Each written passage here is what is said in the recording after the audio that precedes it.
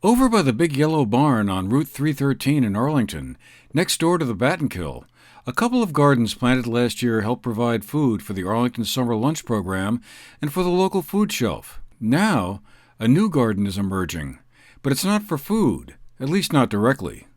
Rather, it's a garden for the bees, butterflies, moths, flies, and insects who pollinate the plants that help grow the food. A pollinator garden, if you will. Pollinators and other insects are a critical part of the food chain, and they need some help. According to the University of Vermont's Extension Master Gardener program, factors like climate change, pesticides, invasive plants, and landscape fragmentation are disrupting the pollinator world. So alongside the two more conventional gardens at the Yellow Barn, which is owned by the town of Arlington and a handy spot for storing equipment used by the town, a third one, consisting of grass, mulch, and, yes, cardboard, is starting to take shape. On Saturday, October 2nd, a group of interested gardeners gathered by the Yellow Barn to hear more about Pollinator Gardens and how to build them. Spoiler alert, they're not hard to make, and now, with the usual planting and harvesting season going on standby, it's a perfect time to build one. Becky Manning is the treasurer of the Bennington chapter of the UVM Extension Master Gardener program, and she gave an overview to the group of gardeners drawn to learn more. The garden is ending. Well, it's not ending for pollinators. And there's a facet that we can all do, that we can easily do, and I gotta tell you, I am really, really good at that. I'm a natural at this. Do not be neat. Do not clean up. Do not cut down and do not make edges. And what pollinators need is what we all need, right? We need shelter, we need food, we need water.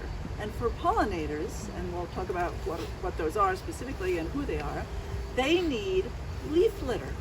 They need a little bare patch of dirt because most of Vermont's bees, honeybees are not native, just by the way, and honeybees are great, but there are 200 and some other species in Vermont of bees, and they are solitary for the most part. And they live throughout the winter, and they need to make a little burrow in the dirt. So do not think you need to plant everything on every piece of dirt. Don't feel you need to rake up every leaf, and in fact, keep those leaves till the spring until they emerge. Do not, cut all those stems down, because a lot of hollow stems, those are homes to huge numbers of pollinators. So those are what help them get through the winter. Anandarupa is an intern with the UVM Master Gardener program and an Arlington resident, and he took us under the cardboard. Well, the idea is to, of course, create a taking care of the ecosystem.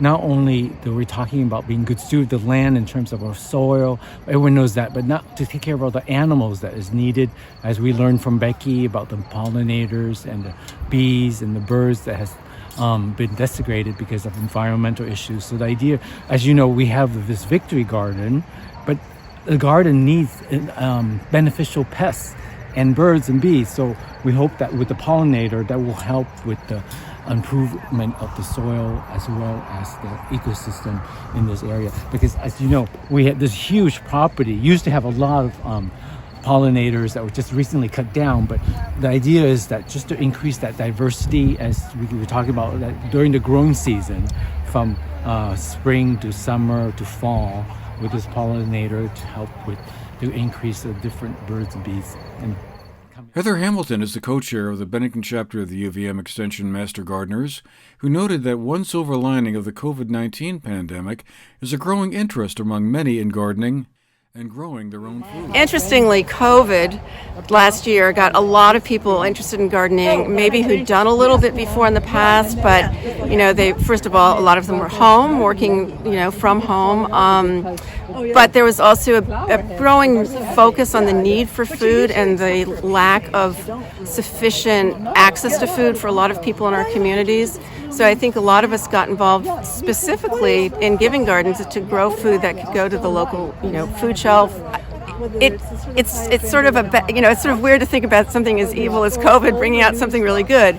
But the funny part about this is, for the last 2 years, if you go to a garden center after about the end of May, everything is sold out. I mean, people are planting, whether it's bushes or vegetables or flowers. I mean, the amount of involvement in gardening has just gone through the roof. The UVM Extension Master Gardening Program offers online courses and internships to help you max out what your garden can do. So the next time you're about to break up that cardboard box and throw it into your recycling bin, you might have another use for it. For the GNAT-TV News Project, I'm Andrew McKeever.